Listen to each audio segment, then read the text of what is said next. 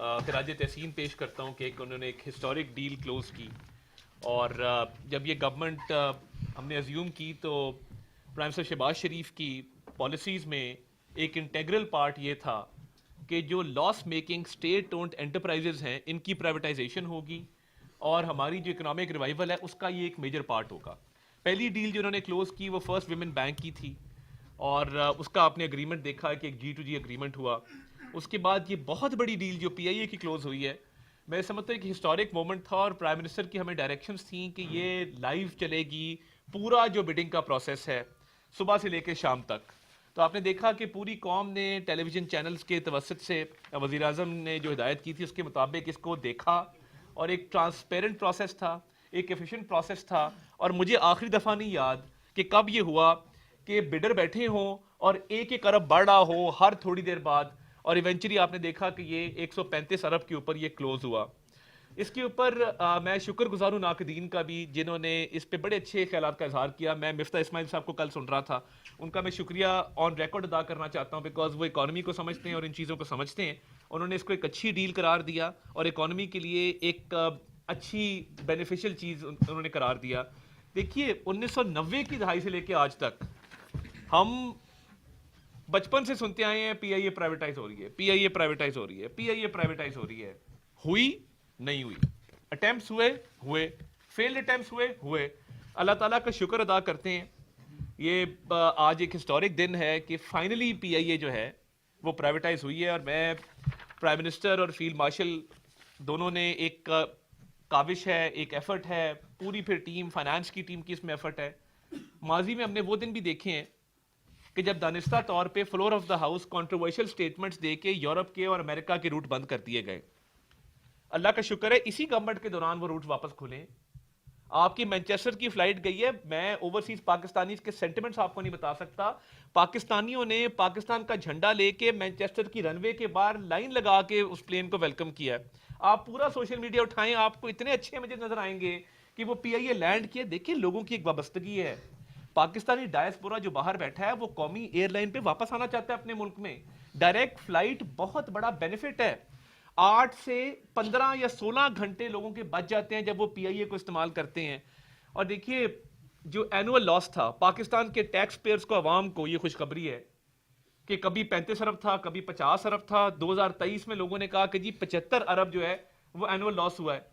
वो अब सरकारी खजाने पे बोझ नहीं होगा, वो टैक्स पेयर्स की जेब से उस लॉस के पैसे को कवर करने के लिए कोई रकम अदा नहीं करनी पड़ेगी। इसका आप ओवरऑल अगर बेनिफिट देखें तो मैं समझता हूं कि जहां पे फाइनेंशियल एक्सपर्ट्स पूरी दुनिया के इस पे बात कर रहे हैं, मैं इंटरनेशनल मीडिया को देख रहा था, वहां पे इसकी पजीराई पाई जा रही है, इसको एक अच्छा और एक बहुत ज़बरदस्त प्रोसेस करार दिया जा रहा है। तो ये गवर्नमेंट की पॉलिसीज़ में से जो एक FPR के रिफॉर्म्स थे वो बड़ी तेज़ी से चल रहे हैं, और एक होम ग्रोन इकोनॉमिक एजेंडा था बड़ी तेज़ी से आगे बढ़ रहा है। और अल्हम्दुलिल्लाह मैं ये समझता हूँ कि ये जो PIA के हवाले से और इसकी लॉस्ट ग्लोरी को रीगेन करने के हवाले से एक सफ़र था, उसका बड़ी अच्छे तरीके से आगाज़ हो चुका है। और स्टेट ओन्ड एंटरप्राइजेज की जो प्राइवेटाइजेशन है ये बड़ी तेज़ी से आगे बढ़ेगी, क्योंकि जब हम आए थे हमने एक नारा लगाया था कि the government has no business being in business, और ये बड़े अच्छे तरीके से उसकी एक प्रैक्टिकल मैनिफेस्टेशन है। एंड अब आपके सवालात के लिए जी मोस्ट सर ये वेलकम जी शिबा। बताइएगा, जिस तरह अभी मोहम्मद अली साहब आप कह रहे हैं कि बड़े कंसोर्शियम को दे दी, तमाम बड़े ग्रुप्स इसमें शामिल हो गए। अब 25% जो शेयर बचता है हुकूमत के पास, अगर आप देखें प्रॉफिट में जा रही है, आपको लगता है कि ये प्रॉफिट में जाएगी, आप 25% उनको देना जरूरी है या आप अपने पास रखना पसंद करेंगे? हुकूमत अगर रखेगी तो मुकम्मल में इसका प्रॉफिट ही है।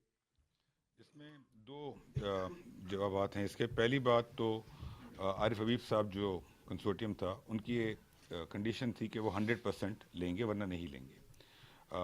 जो दूसरे कंपटीटर थे तब्बा साहब, उनकी कंडीशन थी कि हम 75% लेंगे। तो अगर हम 75 ना करते तो कोई भी ना आता बिडिंग में। अब हमें जहन में ये भी रखना हो कि लास्ट टाइम जो हमारा अटेम्प्ट फेल हुआ उसमें यही वजूहत थी कि बिडर्स ने जो चीज़ें हमें कहीं, उनकी रिक्वायरमेंट्स थी, हमने मीट नहीं की। फॉर एग्जांपल बिडर्स ने कहा था लास्ट टाइम कि हम नेगेटिव इक्विटी वाली एंटिटी नहीं लेंगे। हमने एंड में बिडिंग के अंदर हम नेगेटिव इक्विटी वाली एंटिटी ले गए। हम IMF प्रोग्राम में थे, अभी भी हैं, हम उसको नहीं करवा सके उस वक्त अप्रूव। सिमिलरली अगर हम कहते हैं जी सिर्फ 75% होगा तो आरिफ हबीब साहब का कोई इंटरेस्ट नहीं था उसके अंदर। एक ग्रुप का ख्याल था तब्बा साहब का कि अगर गवर्नमेंट इसमें रहेगी तो उन्हें आसानी होगी, इन द सेंस कि कोई फ़र्क नहीं पड़ता क्योंकि एक नेविगेट करना है, एक ट्रांजिशन है पूरे प्रोसेस में टेक ओवर के बाद। आरिफ हबीब साहब का ख्याल था कि नहीं, हमें क्विक डिसीजन मेकिंग करनी है। अब देखें ना, उन्होंने कल रात को ली है, आज उन्होंने अनाउंस कर दिया कि मैं 65 प्लेन पर हम लेके जाएंगे। ये इनके डिसीजन हैं। तो अगर हम ये ना करते तो शायद ये बिडिंग होती ही ना, पहली बात। दूसरा जवाब इसका ये है कि गवर्नमेंट को ये फैसला करना होगा कि हमें जो स्टेक्स रखने हैं उसका मकसद क्या है। जैसे आपने फरमाया कि मकसद खाली यही हो सकता है किसी भी कमर्शियल एंटिटी में स्टेक रखने का कि हमारे पैसे बने, गवर्नमेंट के पैसे बनेंगे, मुल्क के पैसे बनेंगे, आवाम के पैसे बनेंगे। लेकिन जो हम बेचेंगे आज, जो 135 बिलियन इन्वेस्ट होगा पीआईए में, उसके बाद उसकी जो वैल्यू बनेगी, जो कि बनेगी 180 अरब, ये वैल्यू 180 अरब उस इन्वेस्टमेंट के बाद बनेगी, उससे पहले नहीं बनेगी। और उसकी वजह से हमें हमारे 45 बिलियन मिलेंगे। ये 45 बिलियन जो कैश मिलेगा, इसको हम कहीं भी इन्वेस्ट कर सकते हैं, जरूरी नहीं कि उसको हम पीआई में रखें। हाँ, पीआई बेहतर होगी, उसका स्टेक, उसकी वैल्यू बढ़ेगी, लेकिन आप कहीं और इन्वेस्ट करेंगे तो उधर भी वैल्यू बढ़ेगी। तो ये तो एक इकोनॉमिक कमर्शियल डिसीजन है कि आप कहाँ इन्वेस्ट करेंगे। लेकिन अगर बिडर की रिक्वायरमेंट है कि उन्हें 100% चाहिए, तो आपके पास ये चॉइस है कि या तो आप उन्हें ना बेचें या आप उन्हें 100% बेचें, सिंपल। जी, मैं सारे जाफिर साहब, फिर शहबाज खान साहब, फिर आपके पास।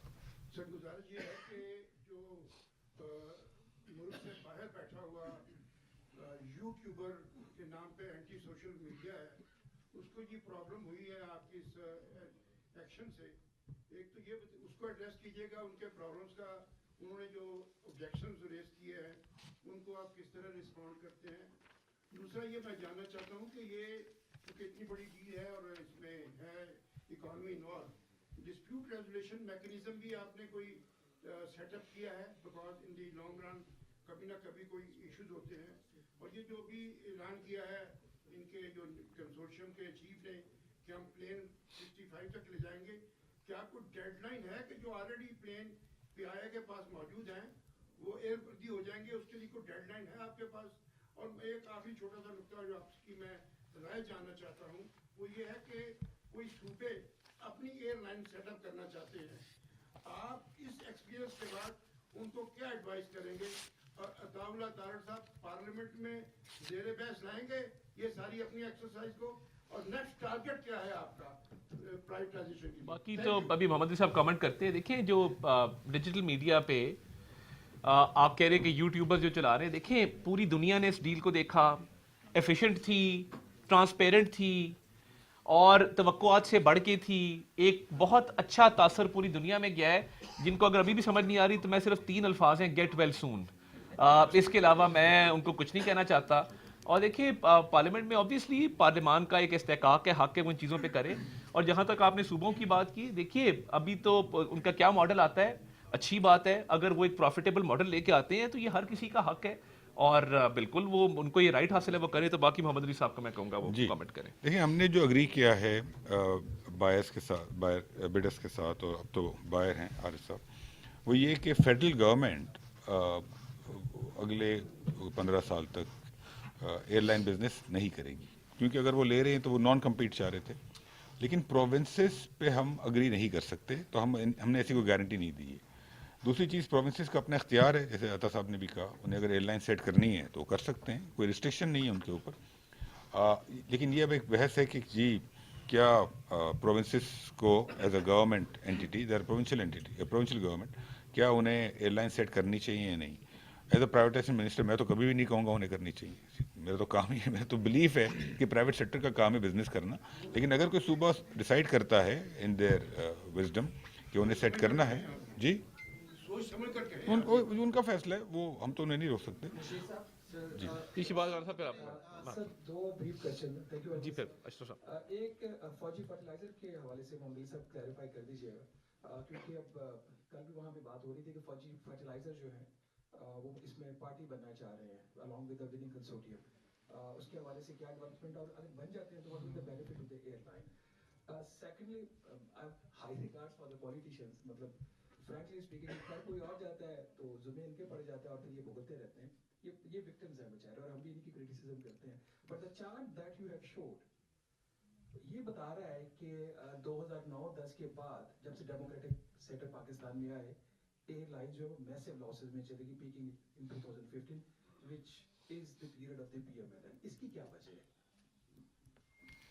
अच्छा, पहले फौजी वाला जवाब दे देते हैं, आसान जवाब है वो।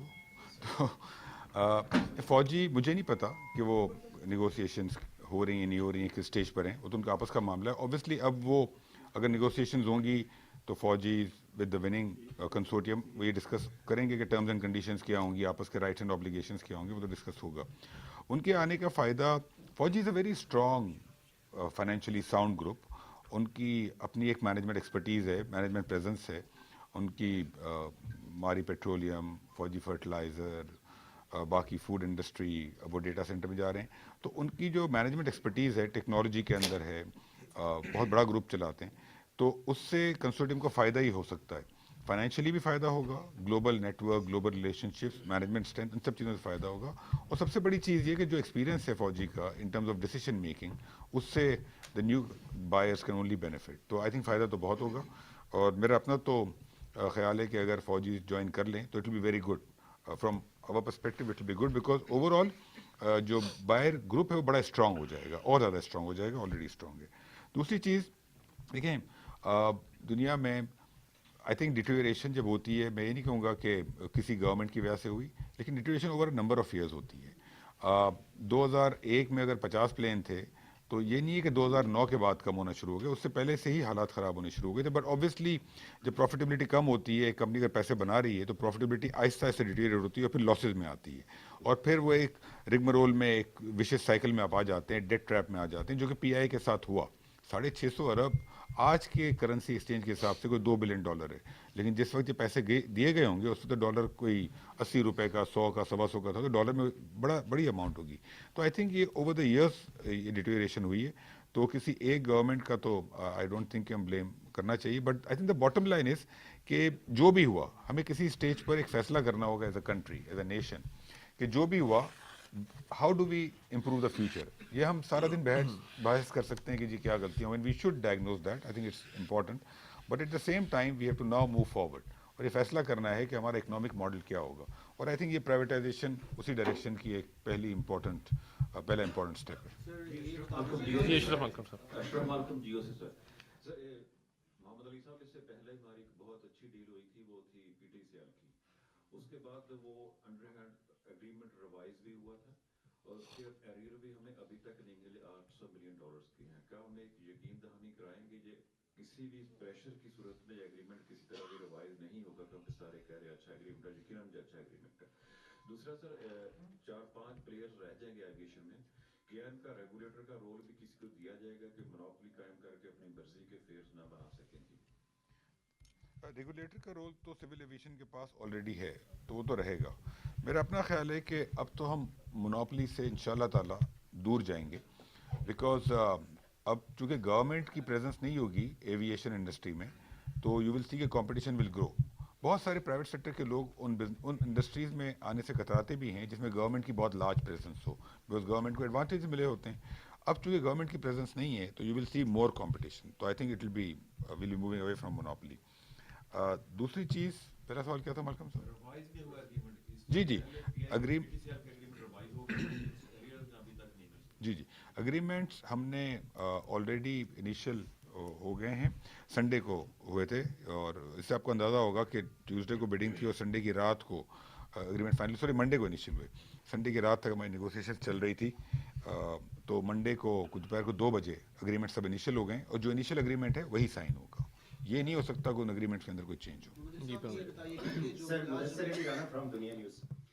सर, एक तो ये बता दें कि जीएसटी सरचार्ज और लेवीज का जो टैक्स वेवर दिया गया है फॉर नेक्स्ट 15 इयर्स के लिए, इसका इकोनॉमिक इम्पैक्ट क्या है? और सेकंड क्वेश्चन मेरा ये है कि जो मोर देन 650 बिलियन रुपए जो होल्डको को ट्रांसफर किए गए हैं, ये कौन अफोर्ड करेगा? इसका जो स्ट्रक्चर है वो कैसे आप लोगों ने डील किया है? क्या ये पब्लिक मनी जो टैक्स पेयर का पैसा होगा उससे ये पेमेंट्स होंगी, या आपका क्या कोई और स्ट्रक्चर है? Thank you. कौन सा अमाउंट 650 जो जी आपने जी, होल्डको को ट्रांसफर किया। Thank you. देखिए 650 बिलियन जो होल्डको को ट्रांसफ़र हुआ है, ये लास्ट ईयर 2024 के शुरू में जो रीस्ट्रक्चरिंग हुई थी उस वक्त ये फैसला हुआ था, और वो एक डेट था पीआई की बुक्स के ऊपर, और वो ट्रांसफ़र हुआ था।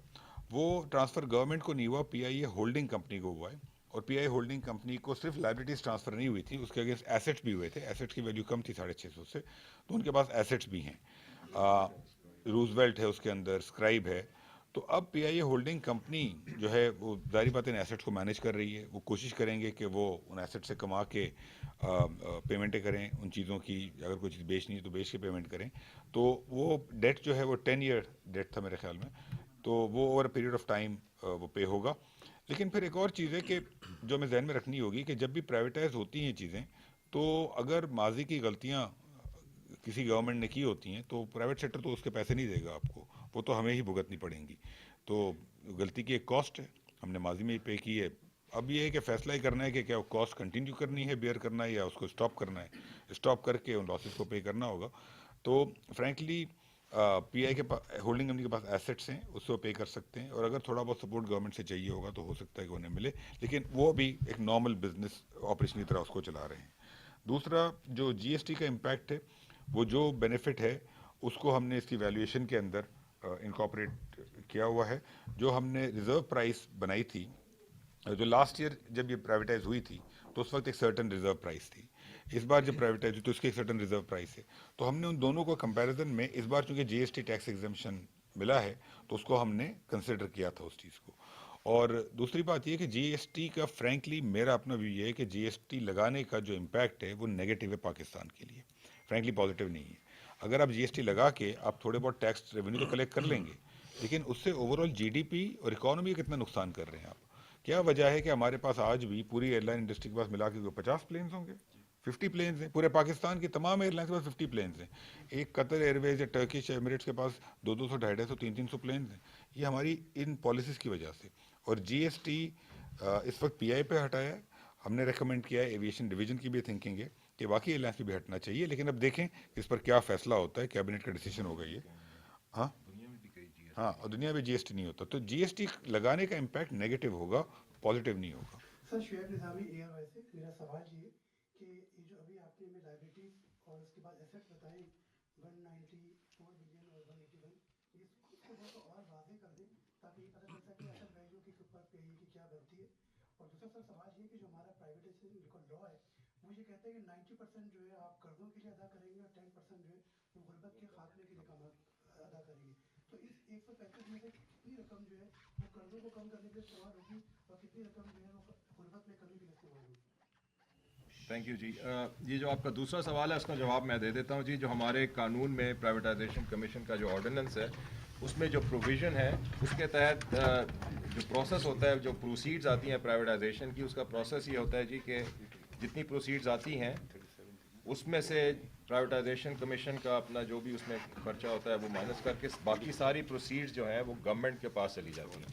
जो ऑर्डिनेंस में लिखा हुआ है कि 90% प्रोसीड्स जो हैं वो डेट लाइबिलिटीज़ क्लियर करने में इस्तेमाल होंगी, वो जो रिक्वायरमेंट है वो जब गवर्नमेंट को हम पैसा ट्रांसफ़र कर देंगे उसके बाद गवर्नमेंट का डिसीजन है कि इनको आपने लाइबिलिटीज़ के लिए उतारने के लिए इस्तेमाल करना है या किसी और जगह पे। अभी जो हमारा जो लाइबिलिटीज़ होल्डको में ट्रांसफ़र हुई हैं उसमें से 238 बिलियन का डेट जो था वो बैंकों का डेट था जो कि ट्रांसफ़र हुआ था। और अंडर दी एग्रीमेंट जो भी प्रोसीड्स होल्डको के पास आएंगी उसमें से पहला जो चार्ज होगा उन प्रोसीड्स में से पहले कमर्शियल जो डेट है उसको सेटल किया जाएगा। सो वो जो प्रोविज़न है ऑर्डिनेंस के अंदर वो इसके प्रोसेस के तहत वो पूरी होएगी।